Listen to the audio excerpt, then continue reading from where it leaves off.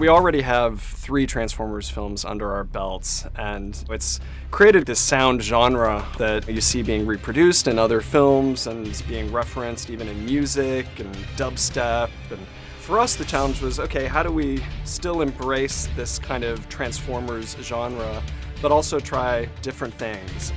What can we do differently and fresh about the next installment of Transformers that is going to set it apart from the past experiences?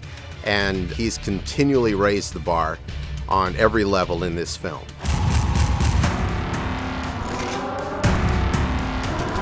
Globally, I think the biggest thing that we really tried to mix up in this film was how to play with the abstractness of sound design. The way I think about sound design is that it really is an abstract art.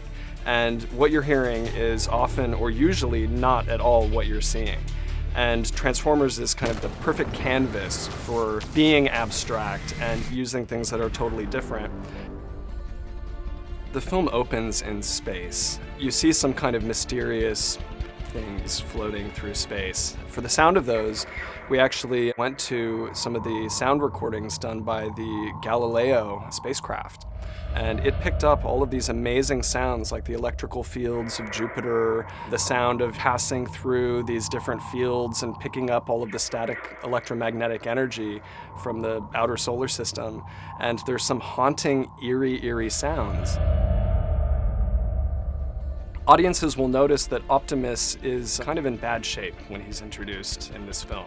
And so we didn't want to use the same kind of semi-truck recordings that we've recorded in the past. We wanted to have a fresh palette for him. So one of our editors, George Pereira, tracked down this monster truck, which was used in rally races. And so they went out to, I believe it was Willow Springs, to record a whole set on this monster truck. And it's got just this great, gnarly quality that was a wonderful way to reintroduce Optimus.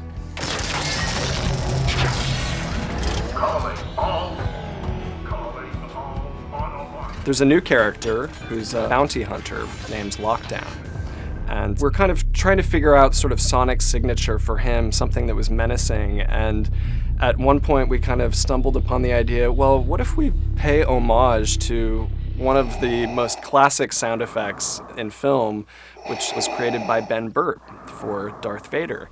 A lot of the times Lockdown was behind a mask. The first time we see him, he's surfacing up through the water.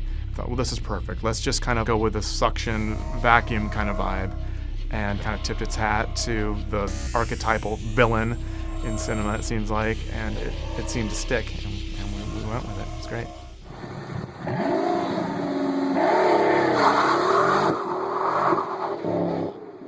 The Pagani is the character of Stinger, and he's one of the protos, which are these prototypes developed by KSI, which is run by Billionaire, played by Stanley Tucci.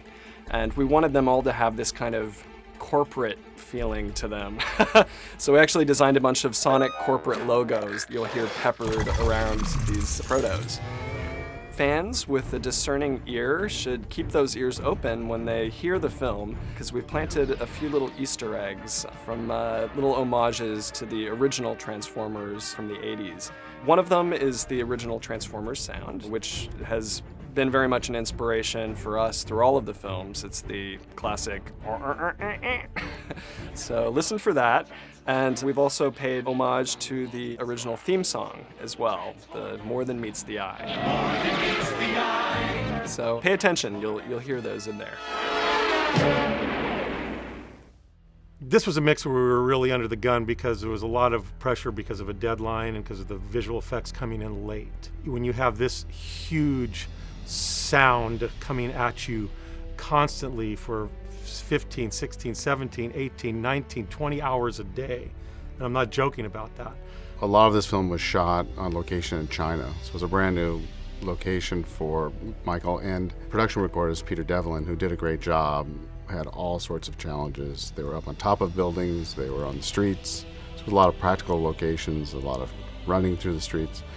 And so it was difficult for him. And when we got to post-production, he had called me, actually came and visited me and warned me that we would have our hands full. But it all turned out fine. We had not much ADR, mostly production, and the film was constantly changing and being previewed, and so we had our hands full. Michael likes music. We all like music, and these kind of films, again, because they're for kids, families, you need something, just a thread to sort of keep everybody going. And what's great about Steve is he loves to be able to integrate his score with the sound design of Ethan and Eric's sound effects and Greg Russell's mixing of the sound effects.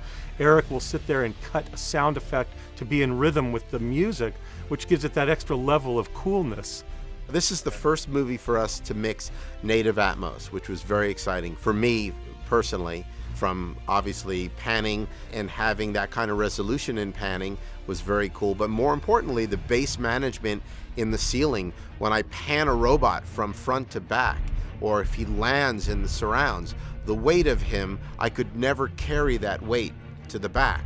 Now I can, which was pretty exciting.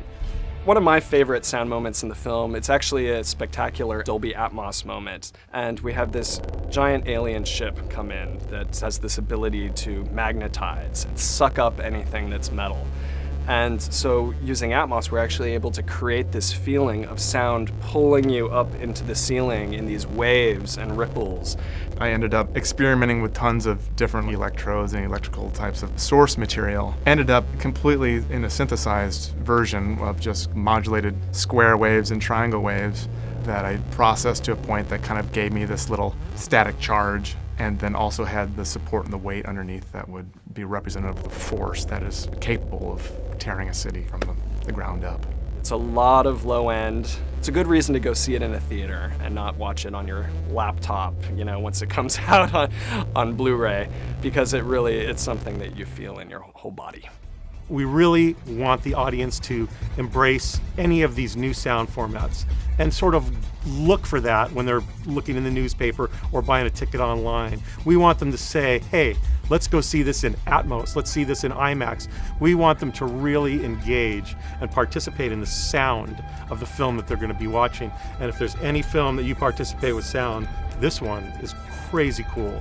This is a very dynamic, full, balls to the wall experience of sound.